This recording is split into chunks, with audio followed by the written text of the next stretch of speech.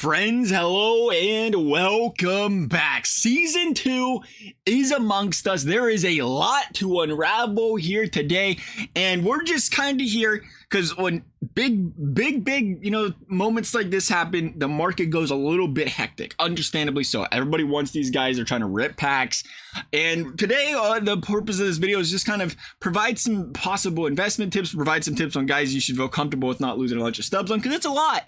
If you didn't get on until right now and you weren't on earlier, I mean, you're waking up to some of your players being 30K off right now.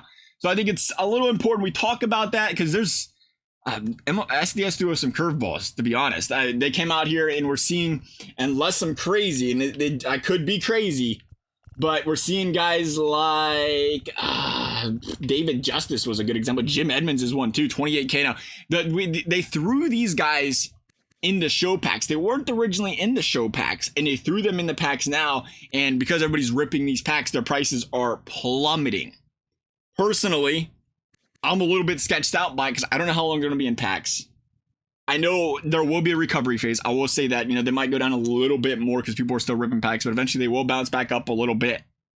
But I'm looking at the players that got absolutely torched from a price standpoint. Bob Feller, for example, was he in a pack? Better watch what we say first.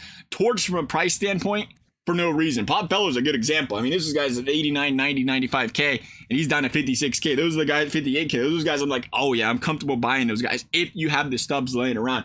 Full disclaimer, we did not buy Bob Feller. I'll just show you guys who we bought just to clear it up. We just bought a tatis right before recording that last video, 140K. I'm curious now what he's at. We like the 142K, whatever. We like to instantly think we're going to get gratified with a price bump. It's not going to work like that. It'll take a little bit. It might take a couple hours. It might take a day, but I thought Fernando Tatis is a perfect example. And there's a lot of guys like that. Kind of look around. You look at this guy's card. It's still arguably the best shortstop in the game. Maxed out power, 107 by 110, double diamond, 99 arm. The speed's through the roof, and he's not in packs. There's nothing that happened to say this guy's price should go down 60K. So those are the kind of guys I like looking at. He might not go back up to 200K, but I still feel good about like a 170, 180 range. That could happen as short as, in the next day or so. Cal Ripken, I believe, is he in packs now too? I don't remember, but those are examples too. The All-Star cards, I think he's not. People are just getting rid of them. They were selling them as quick as they could because they want to rip some packs. They want to get some of these new players. It is what it is. Eventually, we talked about in a previous video, I think we'll see the Lindor, Henderson, Munataki Williams guys, Gibsons. Those guys will go back up in price. Right now, they're a steal. I think those are good investments because they're no longer, again, hold my breath here, because they changed it. They didn't really say, hey, they're in packs now. They might have on their Twitter or something, but yeah, that's one. We did buy Vita Blue. We bought him for 100 and what did we say, 106, 108. That's another one. I mean, he's in the Battle Raw 2 program, so you have to be careful there, kind of like with the junior. But, still one of the best cards in the game. Nothing really changed from that standpoint. And he was 150, 160K.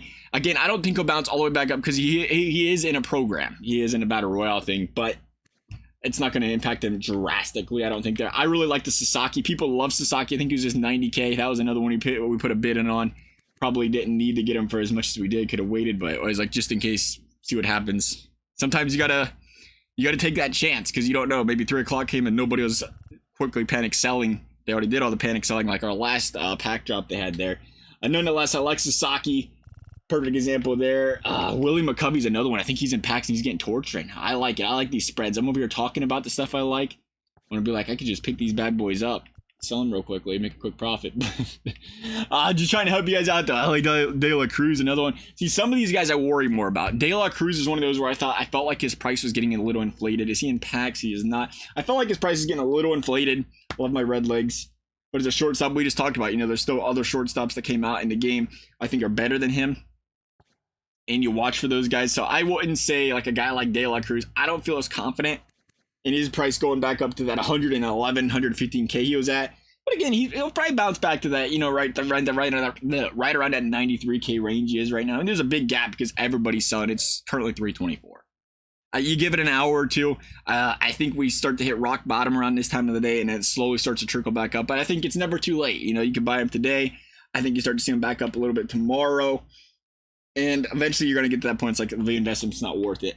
But just the thing for you guys, like if you have the cards now in your orders, like don't hurry up and sell them. give it a day or two. Be patient. There's, especially when they're not in packs, there's nothing to really be worried about here. The guys that are in packs, it's going to be scary because it'll take a little bit longer for them to go back up. But the guys that aren't in packs, when the dust settles, people be like, who do I really want still?